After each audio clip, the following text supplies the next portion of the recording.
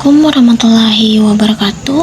Perkenalkan, nama saya Nura Aulia R dari Prodi Pendidikan Pancasila dan Kewarganegaraan, Fakultas Keguruan dan Ilmu Pendidikan, dengan nomor INPM 2023 101017. Nah, kali ini saya akan memenuhi tugas final dari mata kuliah Pendidikan Anti Narkoba, yaitu tentang video visual mengenai kampanye anti narkoba.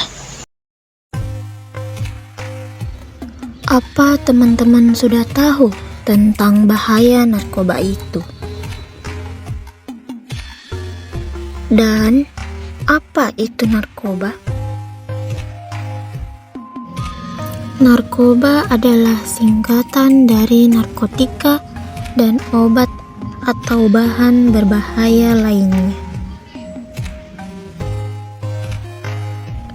Adapun jenis-jenis narkoba, yaitu seperti ganja, sabu, ekstasi, dan heroin.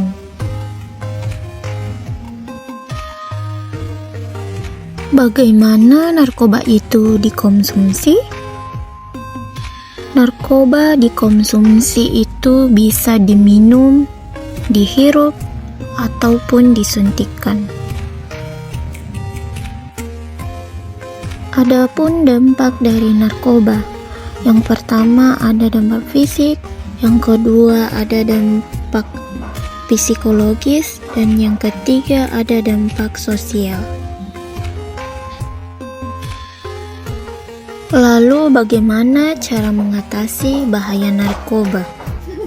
Di lingkungan keluarga, berikan kasih sayang dan perhatian, tanamkan norma dan nilai moral sejak dini. Adapun di lingkungan sekolah, melakukan edukasi mengenai bahaya narkoba, melakukan pengawasan terhadap kegiatan siswa. Serta di lingkungan masyarakat, laporkan pada pihak yang berwajib jika menemukan hal yang mencurigakan mengenai peredar dan penyalahgunaan narkoba.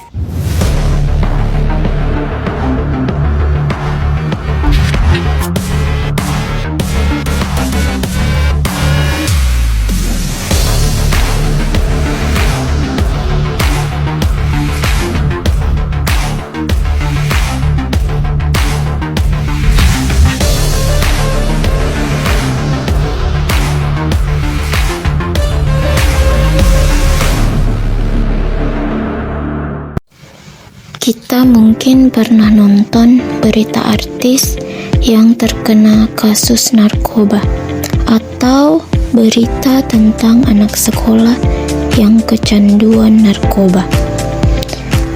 Ya, meski sudah ada banyak larangan deketin narkoba, nyatanya masih ada jutaan kasus penyalahgunaan narkoba di negara kita.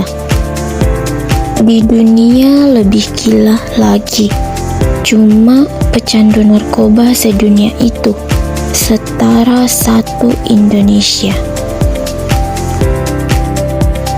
Tapi pertanyaan besarnya, kenapa masih banyak orang-orang yang tergoda, dan apa sih rasanya kecanduan narkoba?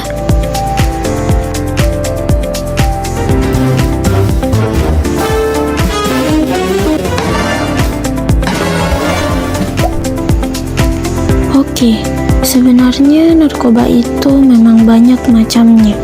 Ada yang bisa bikin kita jadi sangat berenergi, sampai berasa bisa lari bolak-balik dan sekuat itu.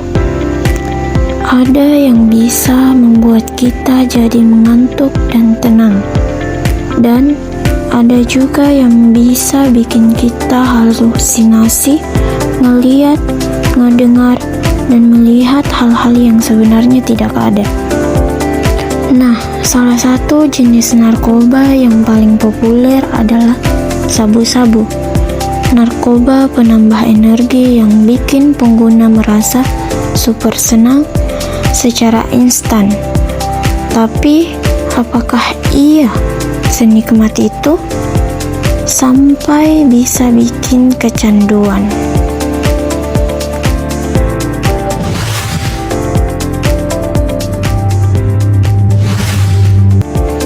Dari hirupan atau suntikan pertama, efek sabu langsung terasa. Napas jadi lebih cepat, badan gemeteran, dan jantung berdebar-debar kayak lagi jatuh cinta. Kita jadi semangat menggebu-gebu dan percaya diri melakukan apa saja. Penyebabnya, hormon bahagia satu ini yang bisa bikin kita ngerasa senang, rileks, dan nyaman. Ibaratnya hadiah buat otak. Hormon ini bisa muncul secara alami dari kegiatan sehari-hari. Tapi, sabu-sabu bisa bikin otak kebanjiran sama hormon. Lama-lama, hormon bahagia ini bakal habis juga. Masalahnya, otak sudah terlanjur terbiasa ada di mode kebanjiran. Pas banjirnya sudah surut dan kembali ke kondisi biasa, kita malah jadi cemas, berlebihan, sedih, bahkan sampai depresi. Ya, mungkin pakai sabu-sabu itu kayak naik roller coaster. Makin tinggi naiknya, makin keras pula jatuhnya. Hidup jadi terasa hambar dan tidak memuaskan.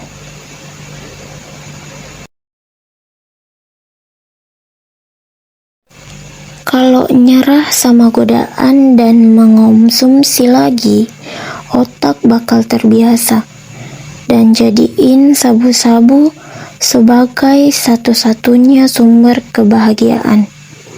Dan inilah yang bikin kecanduan. Mereka sudah tidak bisa lepas dari yang namanya sabu-sabu. Bisa dilihat dari fisiknya. Selain itu, juga mereka lebih susah fokus, sering suka menyendiri, dan gampang emosian kayak kita pas tanggal tua. Masalahnya makin parah, karena otak jadi tidak bisa ciptain hormon bahagia sendiri, dan bisa perlahan kebal sama efek sabu. Lama-lama jadi butuh lebih banyak, dan lebih banyak lagi, sampai nyawa jadi taruhannya. Tetapi kalau sudah terlanjur, bagaimana caranya berhenti?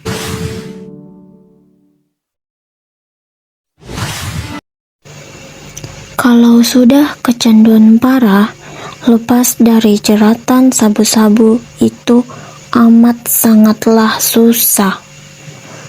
Awalnya bakal terasa pusing dan kemampuan berpikir menurun. Tetapi terus jadi cemas berlebihan, depresi, bahkan halusinasi. Tapi susah bukan berarti mustahil dengan adanya bantuan dan dukungan yang tepat.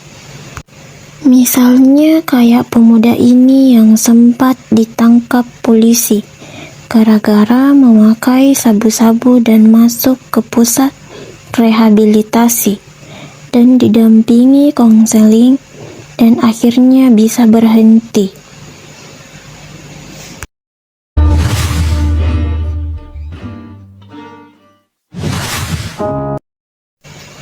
Di Indonesia, pecandu yang melapor bisa dapat rehabilitasi gratis, tetapi pengedar bisa dihukum mati.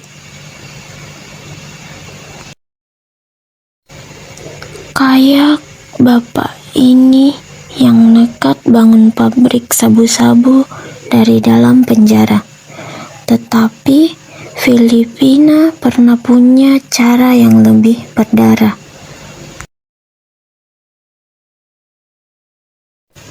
Presidennya waktu itu memberi izin kepada warganya, bunuh siapapun yang dicurigai pecandu atau pengedar.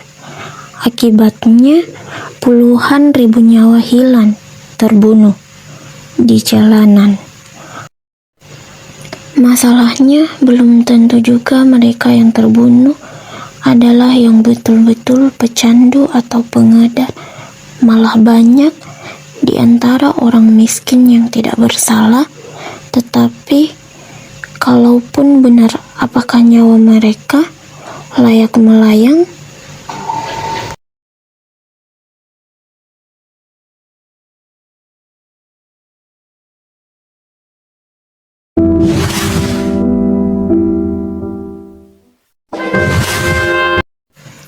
Masalah narkoba adalah masalah yang rumit dan berkaitan banyak sama hal yang lain, termasuk kemiskinan dan pendidikan yang pasti. Ini bukan soal angka, tetapi ada anak yang kehilangan ayahnya, ada ibu yang kehilangan anaknya, ada keluarga yang kehilangan masa depannya.